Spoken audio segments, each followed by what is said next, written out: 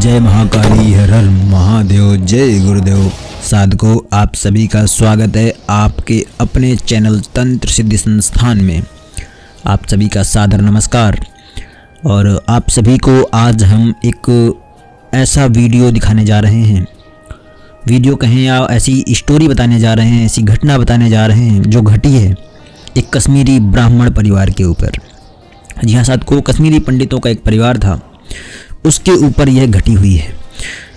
और यह जो घटना है यह बहुत ही एक जिसको बोलते हैं कि साधारण से व्यक्ति को जिसको बारे में इतना जानकारी ना हो उसको हिला कर रख देगी।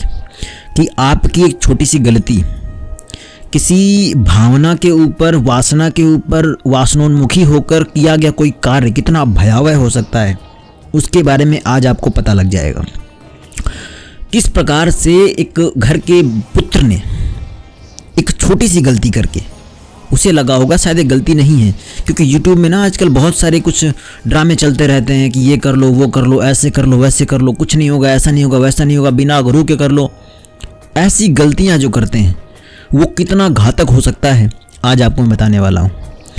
साधकों, यह घटना है 1995 के आसपास की, और यह घटना मैंने सुनी है अपने गुरुदेव से, और मैंने देखा है कि कुछ YouTube चैनलों में ने भी इसको कवर किया है।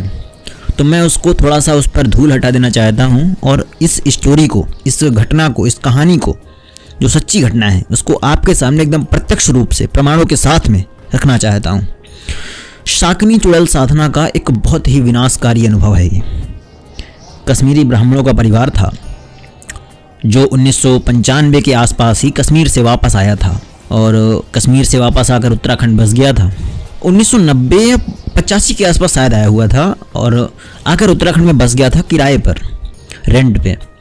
उसके बाद उन्होंने एक नया घर लिया, और उस घर में वो 1995 फरवरी, शायद 22 या 23 फरवरी थी जब वो उस घर में पहली बार प्रवेश किए थे। 4 से 5 दिन हुआ था उनको रहते हुए, और ऐसा लग रहा था उस घर में शाम होते ही जैसे एकदम वीरान माहौल हो जाता था। कि शाम हुई, ऐसा लग रहा जैसे सब शमशान में निवास कर रहे हैं। कोई एक दूसरे का चेहरा नहीं देखना चाहता था। एक दूसरे से बात करने में लोग बहुत असहज महसूस करते थे। उनका परिवार बहुत ही कुशल परिवार था। घर पे 5 लोग थे, 2 बेटे, 1 बेटी, पति पत्नी। और शाम को ऐसा माहौल बन जाता था कि आपसी कलह होना, छोटी छोटी बातों पे लड़ाई झगड़ा होना, गुस्सा आ जाना सबको। कोई बात नहीं है, चप्पल टेढ़ी रखी हुई उस पर गुस्सा कर लेना, और वो गुस्सा बहुत तीव्र बढ़ता था कि लोग एक दूसरे के खून के प्यासे ऐसे हो जाएं। एक दूसरे की लोग रात में शक्ल नहीं देखते थे, ऐसा लगता था एक दूसरे का चेहरा बहुत डरावना है। कई बार ऐसा हुआ कि लोगों ने शाम को जब बाल बनाने के लिए आईने के सामने जाते हैं तो बहुत भयावह सा उनके अंदर एकदम ऐसी सी निगेटिविटी, ऐसी नकारात्मक एकदम छाप सी आए कि उनको लगे जैसे बहुत भयंकर डर लग रहा है उन्हें। किसी कमरे में अकेले कोई जा नहीं पाता था। रात में सोने के बाद जब सो जाते थे तो रात में अजीब आवाज़ें आती थी, जैसे छत पे कोई नाच रहा है, या घर के अंदर बहुत सारी महिलाएं हैं ठहाके मार के हंस रही हैं, या कई बार ऐसा होता था कि बहुत सारे पुरुष महिलाएं एक साथ घर में प्रवेश कर रहे हैं। कई बार ऐसा होता था किचन में कोई बर्तन गिरा रहा है। ऐसा होता था कि बच्चा लेटा हुआ है और अचानक से उसके कपड़े हट जाते हैं। ऐसा होता था कि पुत्री है, पुत्री कई बार बेड के नीचे गिर जाती थी। ऐसी ऐसी घटनाएं जिसको नॉर्मल व्यक्ति जो सोचे, सामान्य व्यक्ति अगर सोचे या उसको बताया जाए तो वो डर कर सहम जाएगा। और यह कोई एक दिन की बात नहीं थी, यह प्रतिदिन घट रहा था। आप समझिए, कोई ऐसी घटना अगर प्रतिदिन किसी के घर में घटेगी तो उसे कैसा लगेगा।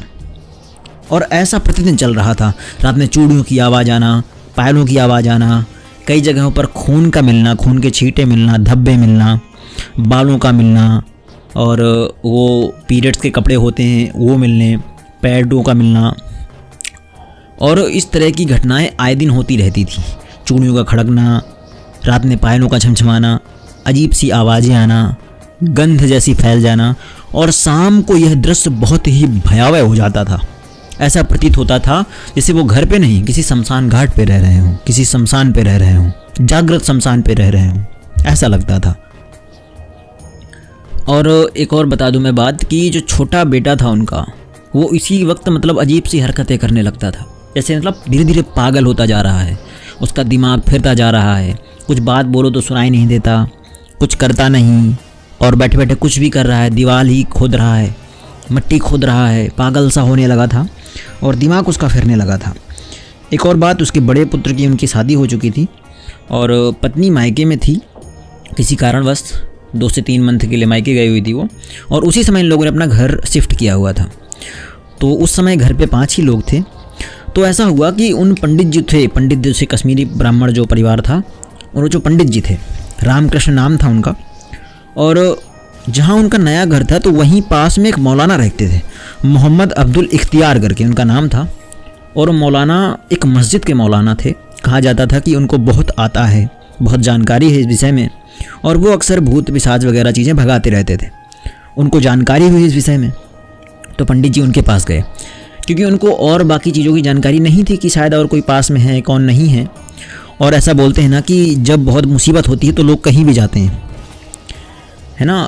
कई जगहों पर होता है ना कि माताएं और बहनें अपनी बच्चों को हरी मस्जिद या मस्जिद में आप फूंक डलवाने जाती हैं, है ना। कई बार छोटा बच्चा होता है तो फूंक डलवाने जाती हैं, वही ऐसा कुछ वो पहुंच गए वहाँ पर, उनसे बात बताई, पूरा व्याख्यान बताया, ऐसा ऐसा हो रहा है। तो मौलाना जी दोपहर में ही आए घर, और अपने मंत्रों के द्वारा और एक काले कपड़े और हरे कपड़ों को साथ में लेकर के पूरे घर पे वो घूमे।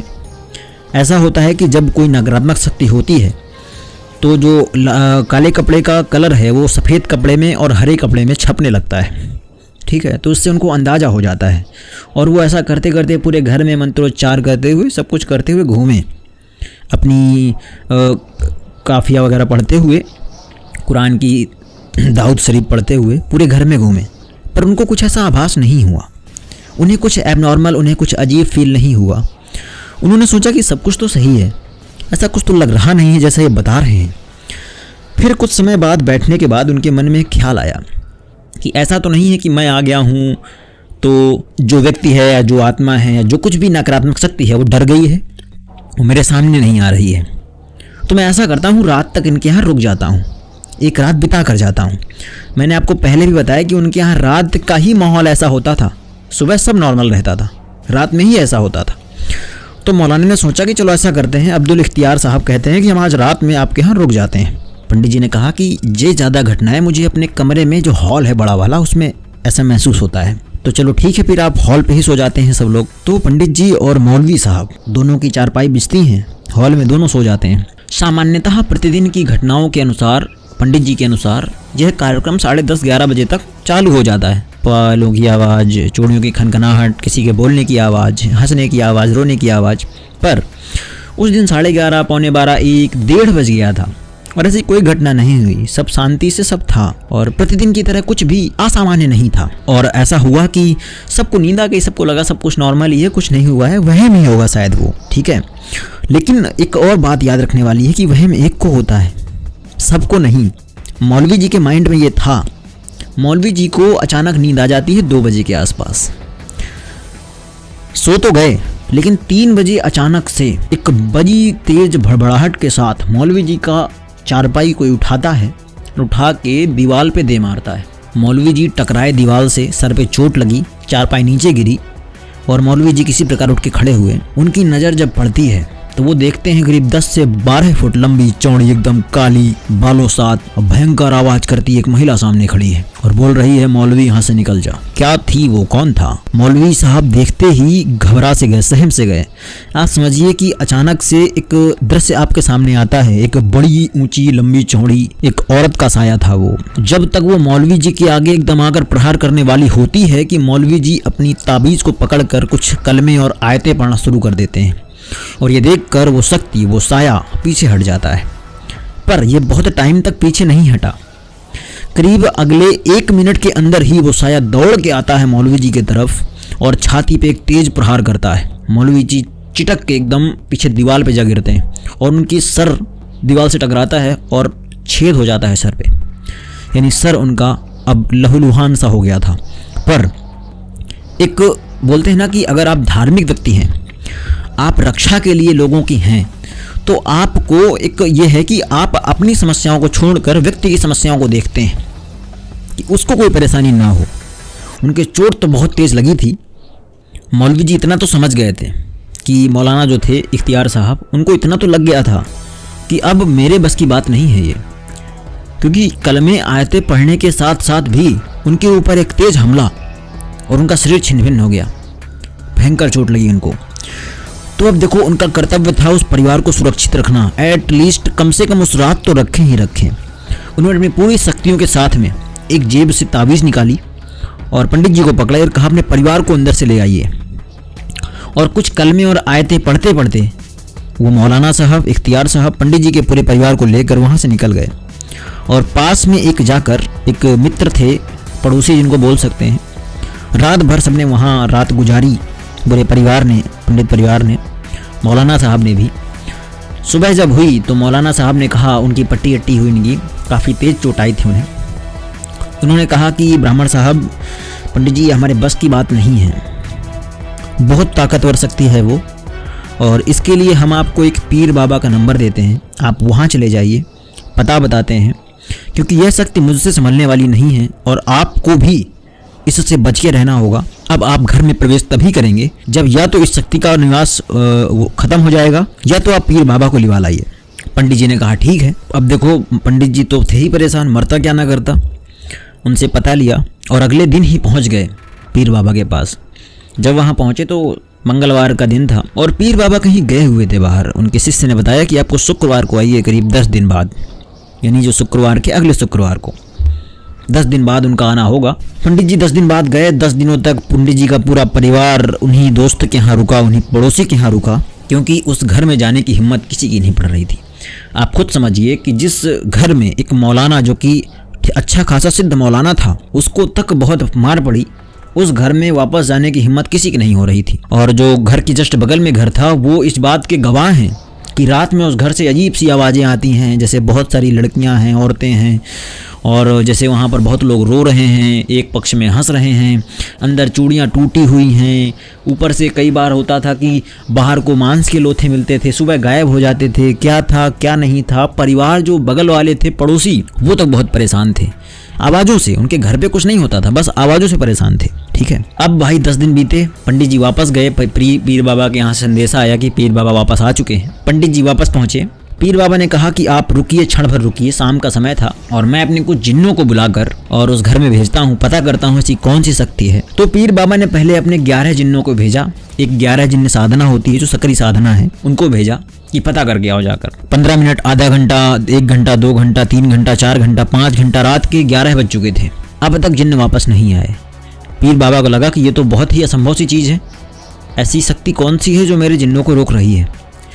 उन्होंने अपने एक और बहुत शक्तिशाली जिन्न था उनका, उसका आह्वान किया और कहा कि अब तुम जाओ और जो पता करके आओ जाकर कि मेरे 11 जिन्न कहाँ हैं और उस घर में आखिर क्या है जो हमारे जिन्नों को भी रोक रहा है और इस परिवार को रहने नहीं दे रहा है। वो जिन्न भी पहुंचा और उसको भी 2 घंटे, 3 घंटे, 4 घंटे हो गए, सुबह के 2 बज गए, अब तक वो वापस नहीं आया। पीर बाबा को इतना तो समझ में आ गया था कि मेरे ये जो जिन्न हैं, इनसे नॉर्मल शक्ति तो नहीं बच सकती है। इनको रोक लिया, इनको कैद कर लिया, इनको मार दिया, क्या हुआ कुछ पता नहीं है। पीर बाबा को यह समझ में आ गया था कि यह शक्ति मेरे बस की भी नहीं है, ये जो शक्ति है आपके घर में बहुत खतरनाक है।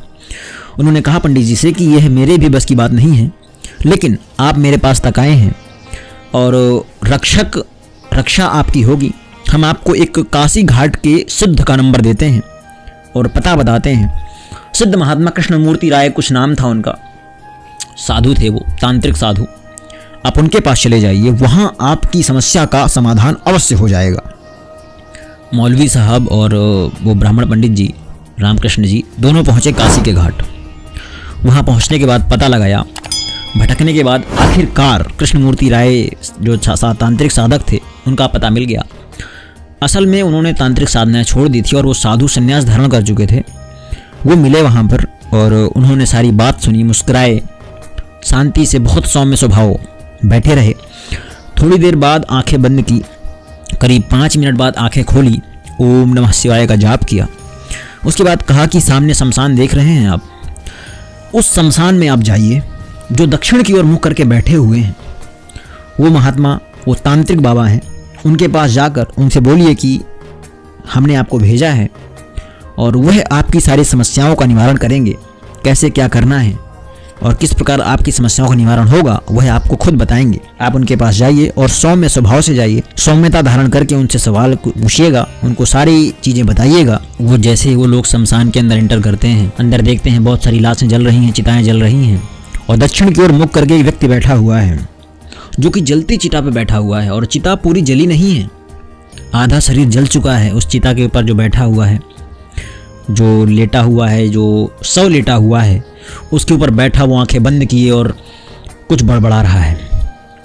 यह परिवार जैसे ही वहाँ पहुँचता है, परिवार मौलवी साहब जैसे ही वहाँ पहुँचते हैं, वैसे ही वो भयंकर हंसने लगता है। हा हा हा हा, आ गए आखिर तुम लोग। परेशान कर दिया ना उस शक्ति ने, बहुत परेशान किया, मारे मारे घूम रहे हो, महीनों भर से निकले हो घर से, कहीं यहाँ रह रहे हो, वहाँ रह रहे हो, इस मौलवी के पास और पीर बाबा के पास दौड़े दौड़े भाग रहे हो। इतनी आसानी से पीछा नहीं छोड़ेगी वो शक्ति, बहुत खतरनाक है। और ऐसा करके जोर से हंसा, हा हा हा, आंखें खोली।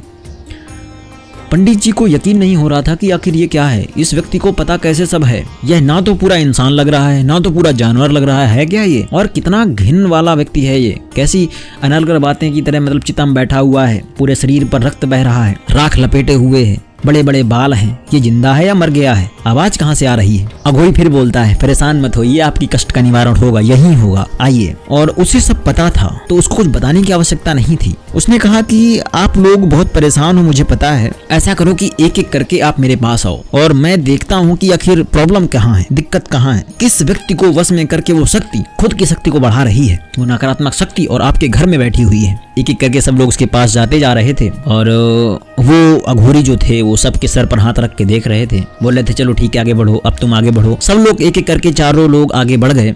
जो उनका सबसे छोटा पुत्र था वो और पागल हो रहा था, आंखें उल्टा उल्टा कर रहा था, साथ में था उनके हाथ टेढ़े मेढ़े कर रहा था, अपने ऊपर कपड़े उतार के फेंक देता, कहीं फिर पहन लेता, राख में लौटने लगता। कहा कि इस पागल को भी पकड़ के मेरे पास लाओ। और जैसे ही उस अघोरी बाबा ने उस छोटे पुत्र के सर पे हाथ रखा, जैसे ही रखा उसके ऊपर, अचानक से एक बड़ी लपट तेज हुई। जिस अग्निमोती चिता में बैठे थे अघोरी, उसकी लपट एकदम से तेज हुई और उस छोटे लड़के का शरीर एकदम गर्म होने लगा, पूरा लाल सा हो गया, भट्टी की तरह तपने लगा। साफ देखा जा सकता था कि कैसे गर्म हो रहा है। अघोरी ने कहा, बस यही वो व्यक्ति है, यही वो व्यक्ति है जो आपके घर के बर्बादी का कारण है, यही वो व्यक्ति है जिसके कारण वो शक्ति आपके घर पे निवास कर रही है, यही वो कारण है जिसके कारण वो शक्ति बल पा रही है और आप सभी का बल छीन कर रही है, यही वो कारण है, यही कारण है। और इतना कहते कहते उस अघोरी ने अपने हाथ में जलते हुए अंगारे उठाए और हाथ में ही पीसते पीसते उनको राख बना दिया और उस छोटे वाले पुत्र की ओर फूंक मार दी। और फूंक मारने की देर नहीं थी कि अगले पल ही वो लड़का एकदम शांत हो गया, एकदम शांत, बहुत पागलों जैसी हरकत कर रहा था, एकदम शांत हो गया, एकदम शांत होकर बैठ गया उसी जगह पर। मौलवी देखकर दंग रह गया, पूरा परिवार दंग रह गया कि जिस लड़के के पीछे जाने कितनी बार कोशिश की गई, पीर बाबा ने पूरी शक्ति लगा दी, मौलवी साहब ने अपनी शक्ति लगा दी, पीर बाबा ने जिन्न लगाकर कोशिश कर लिया, कुछ नहीं हुआ। आपने एक मुट्ठी राख मात्र से इसको शांत कर दिया। अब ये नॉर्मल हो गया है, अब इसका जो पागलपन है वो हट चुका है, शांति से खड़ा हुआ है, अभी ये सही हो गया है। अघोरी ने कहा कि आप जो हैं, आपसे वो शक्ति बस में नहीं होगी। मैं उस शक्ति के बारे में सब आपको बता तो सकता हूँ, लेकिन अगर मैंने बताया तो भी वो बस में नहीं होगी। ठीक है, मैं कर तो सकता हूँ, लेकिन किसी को रुष्ट करके उसको वश में करना अच्छा नहीं है। तो आपका जो पुत्र है यही सब बताएगा। इसने जो शक्ति सिद्ध करने की कोशिश की है, इसने जो गलती की है, वो गलती ये खुद मानेगा मेरे सामने और खुद वो सारी चीजें आज आपको बताएगा, सबके सामने बताएगा। क्योंकि इसकी जो शक्ति है वो केवल अघोरियों के बस में आती है। किसी घर का व्यक्ति उसको साधने की कोशिश करेगा तो वो बर्बाद करके रख देगी। ऐसा सुनकर उस जो पुत्र था उनका छोटा वाला, उसने कहा ठीक है हम बताते हैं सब कुछ क्या हुआ था, क्या शक्ति थी, मैंने क्या कोशिश की थी करने की। ऐसा करके वो बताना शुरू करता है। अघोरी ने कहा ठीक है, जिन भी लोगों से अभी तक पंडित जी आप मिले हैं और इस शक्ति का बारे में उनसे चर्चा की है, उन सभी को एक साथ बुलाइए, उनके सामने इस पुत्र से कहिए अपने की समस्त चीज़ों को बताए जो उसने किया है, जहाँ सुना है, कैसे किया है, सब चीज़ों को बखान करें। उसके बाद ही वो शक्ति शांत होगी और अपने आप ही इसका हल निकल आएगा, आप परेशान मत होइए। ऐसा कहकर वो अघोरी फिर से शांति मुद्रा में लीन हो गया उसी चिता में बैठे बैठे। उसके बाद उसी घाट पर पंडित जी जो लोग थे, क्योंकि पीर बाबा भी बुलाए गए, और अगले दिन मंगलवार का दिन था, अगले दिन ही उसी घाट पर वापस सब लोग एकत्रित हुए जिन लोगों से भी उस बारे में जिक्र किया गया था। और अब कहा गया कि अब आप बताओ तुमने क्या किया था, समस्त चीजों को हम सभी के सामने आप बताओ। लड़का कहता है कि 1993 मैं काशी आया था घूमने अपने मित्रों के साथ। 3 लोग आए थे हम, और 2 लोग उसके बाद वापस लौट गए, लेकिन मैं वापस नहीं लौटा। 1.5 साल पहले की बात है। और मैंने सोचा कि मैं रात को जाकर एक बार शमशान घाट के चक्कर लगाया हूँ, गंगा जी को देखा हूँ, गंगा आरती देखा हूँ। लेकिन गंगा आरती के बाद बहुत समय हो गया, मैं यहीं रहा। मैंने यहाँ 5-6 घोड़ियों के साधुओं को देखा, घोड़ियों को देखा जो आपस में बातें कर रहे थे किसी साधना के बारे में। मैंने सुना कि वो बातें कर रहे हैं कि एक साकनी साधना होती है, साकनी चुड़ैल होती है, जो बहुत ताकतवर होती है, बहुत भयंकर साधना होती है, बहुत बलवान होती है, बहुत बलशाली होती है, किसी भी कार्य को कर सकती है और उसे कोई भी व्यक्ति सिद्ध कर सकता है। उसे कोई भी व्यक्ति सिद्ध कर सकता है, माता के रूप में, पत्नी के रूप में, प्रेमिका के रूप में, या बहन के रूप में, या अपनी सहचरी के रूप में उसको सिद्ध कर सकता है। ऐसा मैंने उन 4-5 अघोरियों के समूह में सुना। मैं बहुत देर तक सारी वृत्तांत उनका सुनता रहा। पूरा वृत्तांत सुनने के बाद मैंने मंत्र सुना, लेकिन मैं मंत्र का 1-2 शब्द मैं भूल गया। और मुझे भी अब थोड़ी सी लालसा हुई थी कि मैं भी किसी की सिद्धि करूं, और मैं इसी की सिद्धि क्यों ना करूं। मैं उन अघोरियों के पास गया, ग्रुप में गया, उनके जहाँ वो लोग बैठे बातें कर रहे थे। मैंने उनसे बहुत जिद की, पैर छुए, उनके अनुनय विनय किया, उनके सामने रोने लगा। उन्होंने बहुत मना किया कि नहीं, तुम इस साधना को मत करो, क्योंकि ये साधना अघोर पंथियों के लिए, वाम मार्गी साधना है, वामाचारी साधना है, और तुम अभी लड़के हो, तुम्हें जीवन चलाना है, तुम्हें जीवन देखना है, तुम्हें जीवन जीना है, परिवार बढ़ाना है, माता पिता की आज्ञा का पालन करो, जाकर इस साधनाओं के पीछे मत पड़ो। लेकिन मैं नहीं माना, मैंने बहुत उनकी पीछे रहा, बहुत जिद की। तब जाकर आखिर में उन्होंने इसका मंत्र बताया। तो उन साधुओं ने आखिर हार कर 2-3 दिन में जिद करने के बाद मुझे उस साधना के बारे में जानकारी दी और मुझसे कहा कि इस साधना को 2 प्रकार से कर सकते हैं, एक तामसिक, एक सात्विक, यानी कि एक सात्विक, एक वामाचारी यानी तामसिक। और इस साधना के बारे में उन्होंने बताया कि सात्विक को सभी लोग करते हैं, लेकिन इसमें परफेक्शन नहीं है, इसमें सिद्धि की संभावना बहुत कम होती है। लेकिन तामसिक मार्ग में, वामाचारी पद्धति में इसकी साधनी बहुत जल्दी होती है, और यह चुड़ैल, यह साकनी बहुत जल्दी सिद्ध होती है। ऐसा उन अघोरियों ने मुझसे बताया। उन्होंने कहा कि दोनों की क्रियाएं बहुत अलग हैं। तामसिक में आपको बहुत अघोर क्रियाएं करनी पड़ेंगी, लेकिन इसमें सिद्धि बहुत जल्दी होती है। लड़के ने कहा, उस समय बताया कि मैं उनकी तामसिक वाले में लोभ में आ गया, मोह में फंस गया, लालसा में फंस गया कि मैं तामसिक वाली कर लूं, जल्दी प्रसन्न कर लूं और साकनी को वश में कर लूं। और मैं इतना कहकर वहां से निकल गया। मैं वहां से जब निकल गया तो मेरे मन में था कि मैं क्या करूं, कितनी जल्दी इस साधना को करूं, तामसिक मार्ग में ही करूंगा मैं। अघोरियों ने मुझसे कहा था कि जब तुम तामसिक मार्ग में साधना करना तो उस चुड़ैल को, उस साकनी को माता के रूप में संकल्पित होकर सिद्ध करना। और मुझसे यही गलती हो गई, क्योंकि मैंने उसको सहवास की लालसा में, संभोग की लालसा में पत्नी के रूप में सिद्ध करके संकल्पित कर लिया। उन्होंने कहा था एक क्रिया थी कि आपको इस संकल्प को पूरा करने के लिए, साधना को तामसिक क्रिया से पूरा करने के लिए, एक 16 से 18 वर्ष के मध्य की एक स्त्री का या बालिका का शव की आवश्यकता होगी। उस शव के ऊपर बैठकर उसको नग्न करके, उसके ऊपर खुद नग्न होकर बैठना है अघोर बनकर। उसके बाद तुमको ये साधना करनी है। उसके बाद उसके साथ संभोग भी करना है, उस स्त्री की लाश के साथ में, उस 16 से 19 साल की लड़की की लाश के साथ में। उसके बाद हवन आदि करना है। याद रहे, संभोग के समय हमारा वीर्यस्खलन नहीं होना चाहिए। उसके बाद तुम्हें हवन करना है, उसके बाद ये सिद्धि हो जाएगी। ठीक है, यह पत्नी वाली क्रिया थी। माता वाली क्रिया थी कि उस लाश के साथ में क्रिया करनी है, उसको पूजना है, उस लाश को पूजना है और उसके साथ हवन करना है, और माता के रूप में वो साकिनी सिद्ध हो जाएगी। लेकिन मैंने क्या किया कि मैं सहवास की लालसा में मैंने पत्नी वाली क्रिया को किया। मैंने इसी घाट में 5 से 6 दिन इंतजार किया और अंत में एक सुसाइड केस की लड़की का शव यहाँ पर आया। मैंने उस शव को रात्रि में चुरा लिया, क्योंकि उसको रात्रि में जलना नहीं था। उसके परिवार के लोग इधर उधर हुए और मैंने उस लाश को चुरा कर अपने पास ले गया और मैंने पत्नी वाली क्रियाएं सारी प्रयोग कर ली। उस लाश के साथ में रात्रि में ही अघोर विधि से क्रिया की और सहवास किया और हवन किया और अंत में शाकिनी को पत्नी रूप में सिद्ध किया। ऐसा करने के बाद एक और क्रिया थी। हवन के बाद में उस लड़की को जिंदा होना था। बहुत तेज हवाएं चली और अग्नि की जो लपटें थी बहुत तेज हुई। उस लड़की का शव उठा, मेरी तरफ देखा, मेरी तरफ झुका और वापस पलट कर चला गया। मैं उसके पीछे नहीं जाना था, मुझे उसके पीछे नहीं जाना था। ऐसा करने से अघोरियों ने मना किया था। मैंने वैसा ही किया, मैं उसके पीछे नहीं गया। घर गया, जो कमरा लिया था काशी में, वहां जाकर सो गया। रात्रि में करीब 1 बजा था। अचानक से भयंकर सपना मुझे आता है। मैं आंख खोलता हूँ, मैं देखता हूँ कि वही लड़की एकदम नग्न रूप में, जैसे उसका शरीर के साथ मैंने पूजन किया था, सहवास किया था, उसी अवस्था में मेरे सामने खड़ी हुई है। और वो मेरे साथ रात भर वो सारे कार्य करती है जो पति के लिए पत्नी करती है। रात भर उसने मेरे साथ सेक्स किया, संभोग किया, सहवास किया, मुझे पूर्ण आनंद दिया। अब वो प्रतिदिन मेरे पास आती, प्रतिदिन हमारे साथ यही होता था, प्रतिदिन हम संभोग करते थे। स्त्री सुख आनंद ले रहा था, मैं पत्नी सुख का आनंद ले रहा था। लेकिन वह तो लाश ही थी ना, लाश के अंदर साकनी का प्रवेश था, लेकिन लाश तो लाश ही थी। और वो लाश अपनी अवस्था के अनुसार सड़ने लगी। 3 से 4 दिन बाद उससे गंध आने लगी। वो मेरे पास आती, मैं उसके साथ संभोग करता था, लेकिन कर नहीं पाता था, क्योंकि भयंकर लाश की गंध से के साथ कोई संभोग कैसे कर सकता है। मैंने उसको मना किया और वहां से आकर वापस घर आ गया। जब मैं घर में आया तो वहां पर भी एक बार ये आई। दूसरे दिन से ये नहीं आई, परंतु एक अजीब सा साया अब मेरे घर के अंदर प्रवेश कर चुका था। शायद साकनी को मेरे घर का ही पता चाहिए था, और अब वो मेरे घर पे प्रवेश कर चुका था। वो रात ही आता, मुझे स्खलित करता, मुझे परेशान करता, और रात भर मेरे कमरे पे रहता और गायब हो जाता। वो साया प्रतिदिन मेरे पीछा करने लगा था। अंत में एक दिन मैं परेशान होकर फिर से उन्हीं अघोरियों के पास गया जिनसे मैंने मंत्र सीखा था। उनसे जाकर सारा वृत्तांत बताया। उन्होंने कहा, रे मूर्ख, मैंने तुझे समझाया था कि माता के रूप में सिद्ध करना है, सहवास के कारण पत्नी रूप में सिद्ध कर लिया, बहुत बड़ी गलती कर दी तूने, साकनी के साथ संभोग किया तूने, तेरा जीवन नष्ट हो जाएगा, परिवार नष्ट हो जाएगा, तू पागल हो जाएगा। मैंने उनसे बहुत अनुनय विनय किया, उनके पैर छुए, बहुत माफी मांगी। उन्होंने कहा, तूने गलती तो बहुत बड़ी कर दी है, लेकिन हम इसको सुधारने का प्रयास कर सकते हैं। तू अपने घर जा, अपने घर के दक्षिण दिशा से करीब 11 से 15 मुट्ठी मिट्टी लेकर आ, अलग अलग तरह से, पूरी दक्षिण दिशा की होनी चाहिए, अलग अलग जगह से होनी चाहिए।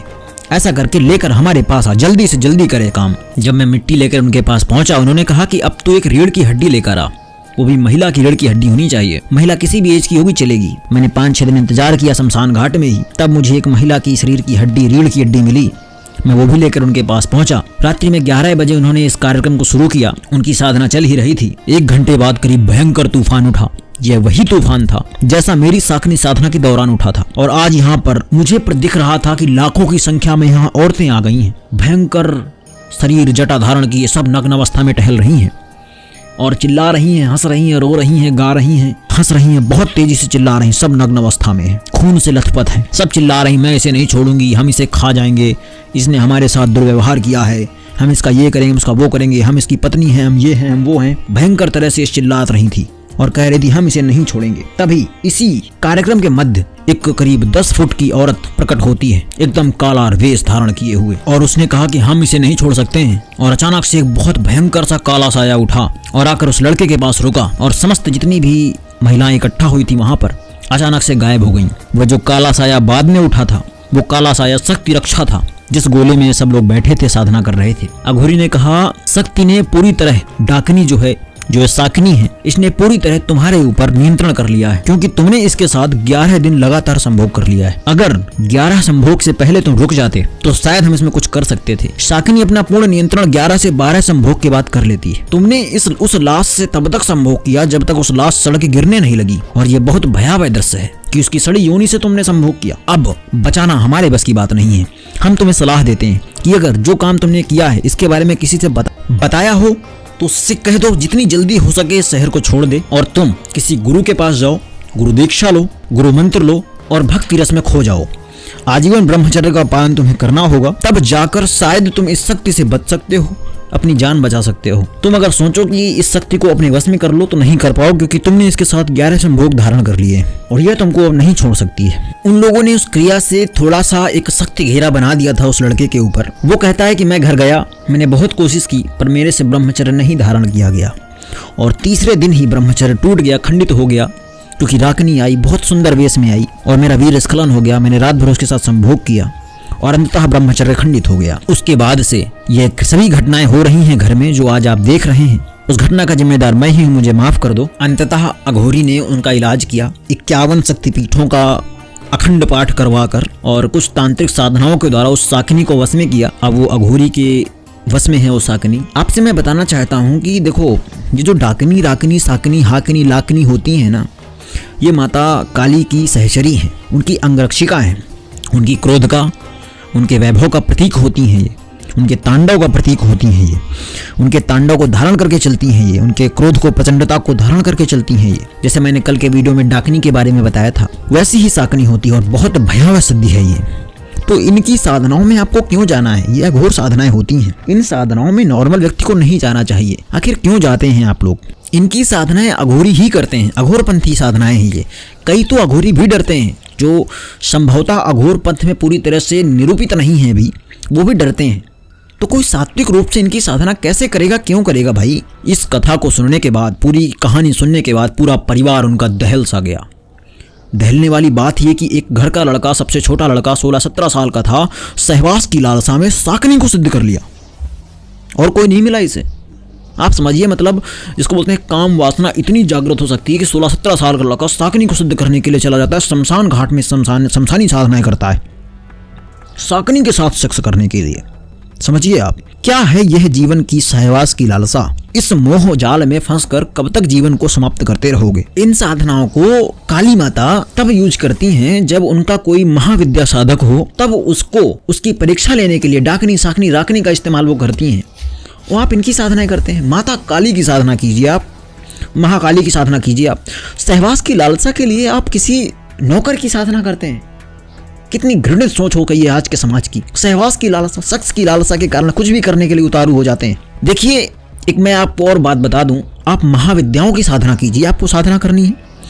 मैं आपको बताऊं कि ये जितनी भी राकनी, डाकनी, हाकनी, लाकनी होती है ना, शाकनी, ये महाविद्याओं के जो साधक होते हैं, उनके घर के बाहर सुरक्षा घेरा लगाकर घूमती हैं, उनके आसपास रहती हैं। इसलिए नहीं कि उनके साथ उन्हें कुछ गलत करना है, नहीं, इसलिए रहती हैं कि उनकी सेवा कर सकें वो। जिसने राजा को प्रसन्न कर लिया, उसका नौकर आपसे बोलेगा क्या? बताइए, मान लो आपका प्रधानमंत्री मोदी जी के साथ में कोई बहुत गहरा रिश्ता है, तो क्या कोई पुलिस वाला आपसे कुछ बोलने वाला है? कोई आईपीएस, कोई आईएएस आपसे कुछ बोलेगा? नहीं बोलेगा। आपकी पहुंच राजा तक है, राजा रानी है महाकाली, उनके साथ अगर आपकी शक्ति है, उनके साथ आपका प्रेम है, उनके साथ आपका समर्पण है, तो आपसे कोई राकनी, डाकनी, शाकनी क्यों बोलेगी? वो आपकी रक्षा करेगी। तभी मैं एक बात और आपको बताऊं कि जब कोई कर्ण पिशाचनी साधक होता है, किसी महाविद्या साधना साधक के पास जाता है और उसके बारे में बताने की कोशिश करता है, तो नहीं बता पाता। कारण, क्योंकि इसके आसपास इतनी डाकनी होती है ना, वो उस कर्ण पिशाचनी के साधक को ही भगा देती हैं, उसको भयभीत कर देती हैं। अगर वो कोशिश भी करता है देखने की कि इसके आसपास क्या है, तो उसे लगता है अरे ये तो डाकनी शाकनियों के साथ बंधा हुआ है, इसका अंत निकट है। लेकिन कभी भी रियलिटी का पता नहीं लगने देती हैं। वो इतनी रक्षा करने के लिए आतुर रहती हैं। जो माता के लिए समर्पित है, उसकी रक्षा के लिए उसके नौकर क्यों नहीं आगे आगे करेंगे? बताइए आप। तो आज की जो अनुभव था मैंने बता दिया, और हाँ, ये सच्चा अनुभव है, रियल है, ये एकदम सच है। गुरुवाणी कभी झूठ नहीं हो सकती है। मैं आपको बताऊं कि जब भी आप कोई ऐसा कुछ हो, मतलब किसी भी शक्ति की आप साधना करें, आपको ध्यान रखना है कि आप उसको कभी पत्नी रूप में सिद्ध मत करें। शक्ति कोई भी हो, कितनी गलत शक्ति क्यों ना हो, आप उसको माता के रूप में सिद्ध कीजिए, बहन के रूप में सिद्ध कीजिए, गुरु के रूप में सिद्ध कीजिए। आप देखिए कितना फायदा करती है आपको वो। मैं गारंटी के साथ कह सकता हूँ, आप कितनी भी नीच शक्ति को साधित कर लीजिए, आप माता के रूप के साथ संकल्पित कीजिए उसे, आपकी कितनी मदद करती है वो। क्योंकि माता का जो स्तर होता है वो है ममता, मदद, आपकी हमेशा रक्षा करेगी वो।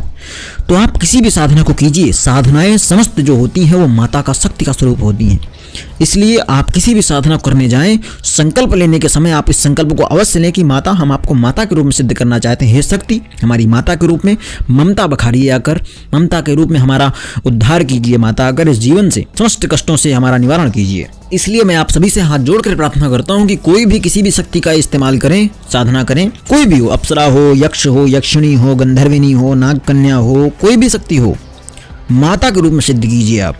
देखिए कितना आपको अद्भुत अनुभव देती है। एक और मैं आप बताऊं कि बहुत सारा स्कैम हो रहा है, बहुत ज़्यादा स्कैम हो रहा है राजस्थान और छत्तीसगढ़ की कुछ गांवों पे, और जितना मुझे जानकारी उतना बता रहा हूं।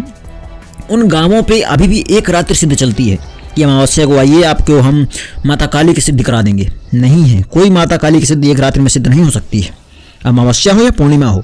ऐसे में क्या करते हैं वो लोग, स्कैम करते हैं, इस प्रकार का फ्रॉड करते हैं कि पैसा लेकर आपको डाकनी की सिद्धि करा देते हैं, किसी पिशाचिनी की सिद्धि करा देते हैं। और आपने क्या किया था, आपको जानकारी थी नहीं, और आप किसी गलत उसमें फंस गए अगर, तो आपके लिए बहुत खतरनाक हो जाएगा वो। तो ऐसी साधनाओं से बचिए, माता काली की साधना खुद घर पर करिए। हमने बहुत सारी साधनाएं दे रखी हैं, माता काली से रिलेटेड बहुत सारी साधनाएं लेकर आएंगे जिससे आप अपने जीवन को सुधार सकते हैं। तो जीवन को सुधारिए, मोक्ष सुधारिए, ऐसी फालतू की साधना करके अपना नर्क मत बनाइए अपने जीवन को, अर्थ का अनर्थ मत करिए। आशा करता हूं कि आपको सब कुछ यथार्थ समझ में आ गया होगा। मैं जिस उद्देश्य से इस वीडियो को बनाया था उस उद्देश्य मेरा प्रकट हो गया होगा और आप समझ गए होंगे। इसी आशीर्वाद के साथ कि आप सभी पर माता काली का आशीर्वाद बना रहे, गुरुदेव आप पर रक्षा करें, समस्त देवी देवता आपकी रक्षा करें, आप पर सहायक हों, आपके सहायक हों। इसी आशीर्वाद के साथ मैं आपसे विदा मांगता हूं। मुझे आज्ञा दीजिए। जय महाकाली, हर हर महादेव, जय गुरुदेव।